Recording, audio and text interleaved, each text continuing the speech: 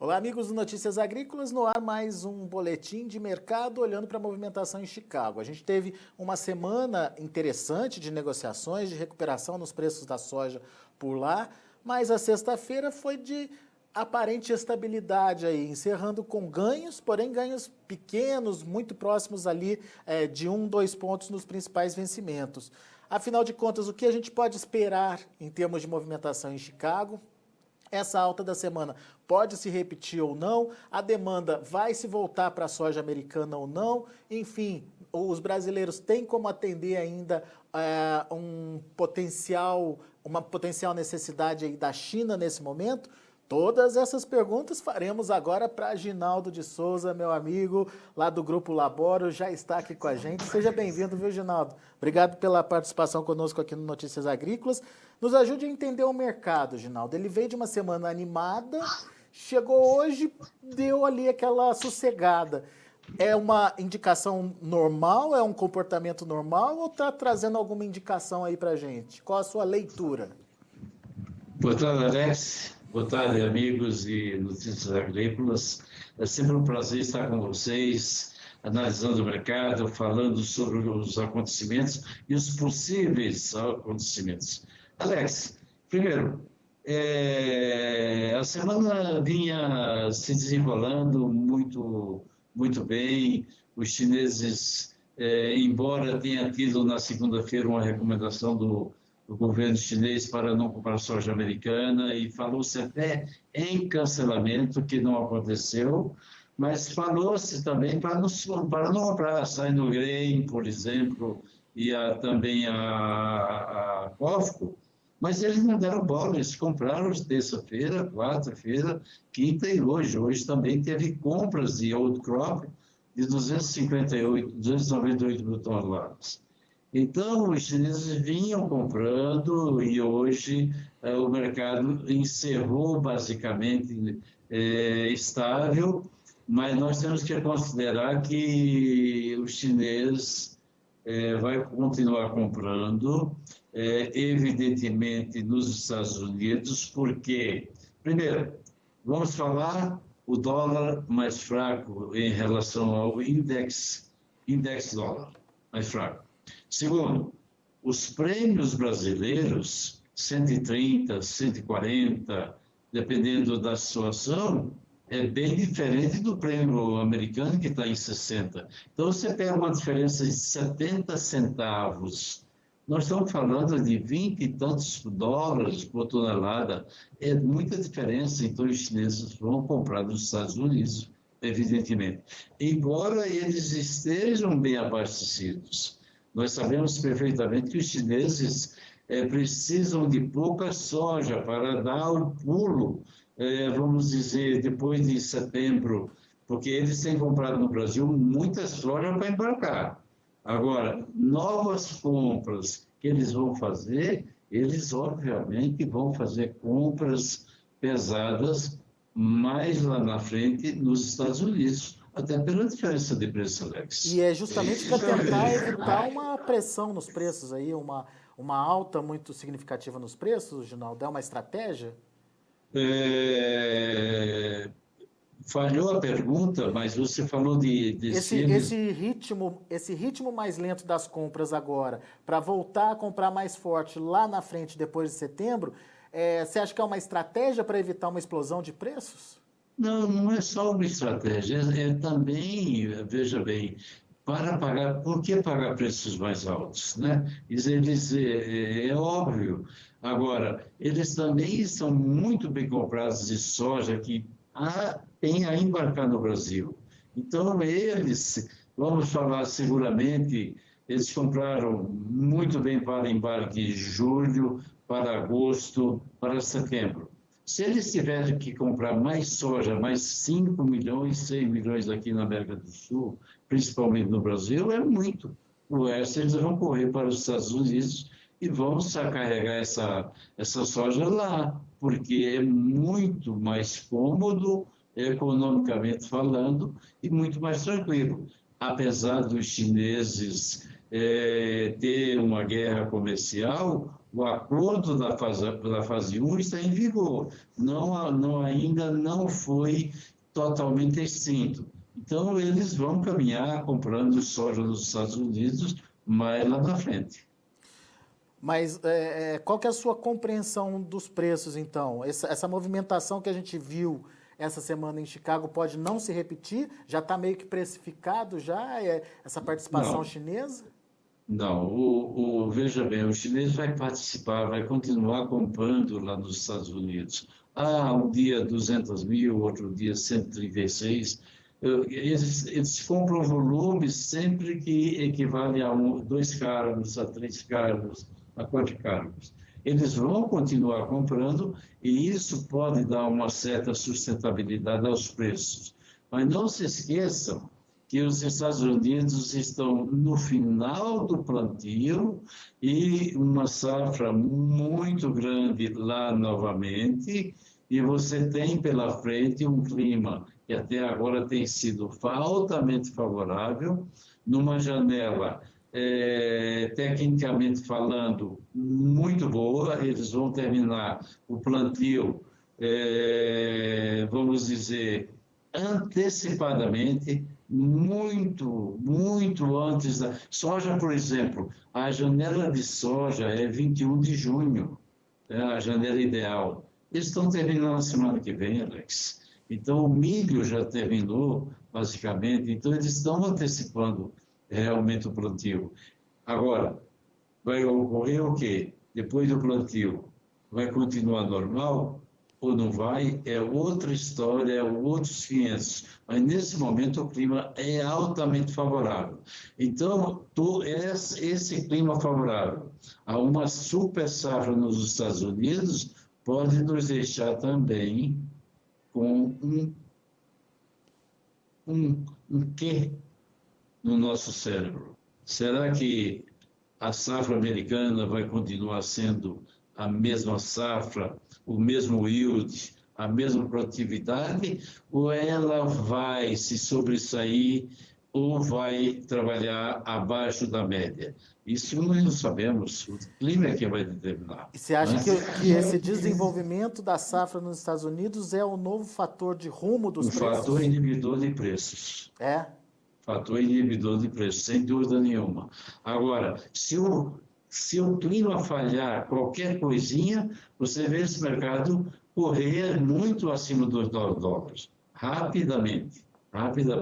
Hoje, para chegar a $9, comprando da mão para a boca, os chineses comprando da mão para a boca, não é tão fácil assim. Mas se você tiver uma ajudazinha climática, meu amigo, rapidamente o mercado pula acima dos $9. Quer dizer, está mais focado em oferta do que demanda, então, Ginaldo? Mercado de oferta e demanda. Hoje, você não tem nada de expectativa de compras excepcionais de outros países. Você tem a China voltando ao mercado e voltando por necessidade. Veja bem o que eu estou dizendo, necessidade, porque os preços são muito mais competitivos. Senão eles não estariam comprando. A gente sabe disso, eles estariam comprando aqui no Brasil. E para nós aqui no Brasil, enfim, aparentemente a safra já está praticamente toda vendida, falta pouco ainda para se negociar, mas possivelmente depois dessa queda do dólar, o produtor deu uma retraída, ou não, Ginaldo? O produtor retraiu, fez muito bem, ele vendeu muito bem, e você lembra que a gente falou de dólar R$6, e o dólar realmente fez isso, e agora está trabalhando abaixo de 5, ele vai se estabilizar por aí, ou talvez cair um pouco mais, vai ficar aí 4,80, 5,20, é um bom tempo. Esse dólar deixou muita gente perdida na alta, agora deixou muito mais gente perdida na baixa, Alex. É bom que se diga isso, tem muita gente que ficou com rombos em suas contas, nos seus livros, e o dólar não vai ajudar o produtor, então automaticamente o produtor agora se retrai, naturalmente, porque ele vendeu muito bem, aproveitou e vendeu bem. Nós temos aí, sei lá, 15% da safra ainda para vender, não mais do que isso, o produtor vai carregar isso da boca a boca. Pode ter certeza. Agora, eu, se fosse o brasileiro, venderia a minha soja o máximo possível, no melhor preço, e o Brasil que vai importar soja americana, porque a diferença de prêmio, se continuar assim, vai permitir com que você importe soja brasileira lá na frente, chegando em dezembro aqui no Brasil. Pois é. Entendendo, então, essa questão do Brasil, do comportamento do produtor, enfim. Você falou de uma alta dos prêmios aí, né, Ginaldo? Hoje em torno de 130, 140 pontos aí do prêmio. O prêmio vai subir a ponto de compensar a desvalorização do dólar e vai continuar essa demanda pela soja brasileira? Dá para esperar a gente ver, que nem a gente viu aquele ano, superar os 200, procurar os 300 pontos aí de alta? Muito possivelmente nós vamos superar os 200, muito possivelmente. Agora, essa procura pela soja brasileira vai haver. Agora, a diferença que existe com a soja americana é muito grande. E naquele ano nós não tínhamos, foi em 2019, 2018, para 17 para 18, nós não tínhamos, os americanos estavam quase sem soja. Então, eu diria para você que hoje o Brasil vai ter dificuldades em ter estoque de passagem. O governo brasileiro tem que, naturalmente, incentivar isso, ajudar para que se exporte muito mais, mas é possível que a gente venha a ter que importar soja lá na frente, se continuar essa procura pela soja brasileira, que eu acho que nessas circunstâncias o chinês vai comer da mão para a boca a soja brasileira e vai preferir mais a soja americana. Isso é óbvio. Muito bem. Agora, Ginaldo, e safra nova, alguma expectativa com negociação ou já também passou o tempo? Já? Não, safra nova o brasileiro vendeu muito bem. Sim, vendeu bem. Vendeu muito bem, aproveitou muito bem os preços. Agora, câmbio de R$5, dólar de R$5 também é um nível relativamente muito bom para o produtor.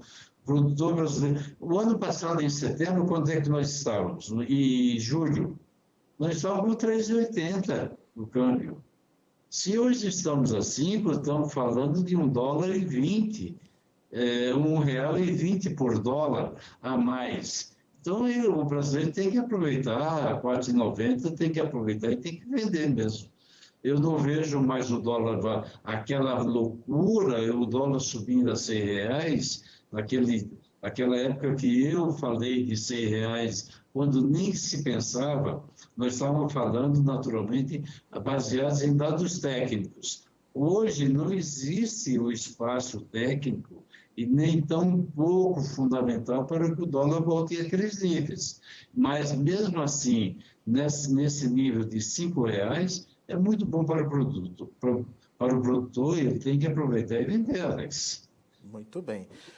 Meu caro Ginaldo, muito obrigado, viu, pela sua análise, pela sua participação conosco aqui no Notícias Agrícolas, nos ajudando a entender um pouquinho mais do mercado, um mercado que está interessante de acompanhar, afinal de contas, tem o disse-me-disse do vai ter compra, não vai ter compra, vai ter cancelamento, não vai ter cancelamento, estamos de bem, estamos de mal, enfim, é importante da gente entender o que pode acontecer e como você bem colocou, a China não tem muita opção, né? Bem ou mal, ela tem o mercado americano aí para ela nesse momento e ela vai ter que se virar com o que tem nesse momento. Mas a estratégia que você traçou é interessante de ser analisada porque a China também não quer pagar preços altos, elevados demais pela soja, né?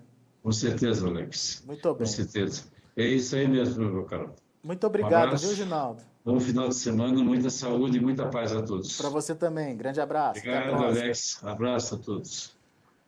Tá, então, Ginaldo de Souza, Grupo Laboro, conversando com a gente, analisando o mercado da soja num dia de mais tranquilidade nos preços lá em Chicago. Vamos aos preços, vamos ver como estão encerrando as negociações lá na Bolsa de Chicago. Você acompanha comigo na tela que o julho acabou encerrando no 0 a 0, 8,67. O agosto, 8 dólares e 70, alta de 1 ponto mais 25. Setembro, 8 dólares e 71, alta de 1 ponto e meio. Novembro, 8 dólares e 79 centes por bushel, uma alta de 2 pontos mais 75.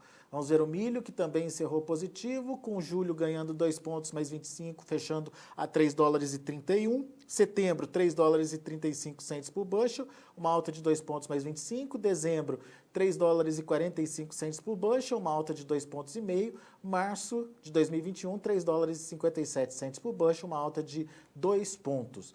E para finalizar, o trigo, perdendo bem hoje o trigo. Julho, 5 dólares e 15, perdendo 8,5. Setembro, 5,20, perdendo 7,25. Dezembro, 5,30, perdendo 6 pontos mais 25. E o março de 21, 5 dólares e 40 centes por bushel, uma queda de 6 pontos mais 25 também. São os números de hoje, fechamento do mercado lá na Bolsa de Chicago. A gente fica por aqui. Agradeço a sua atenção e audiência.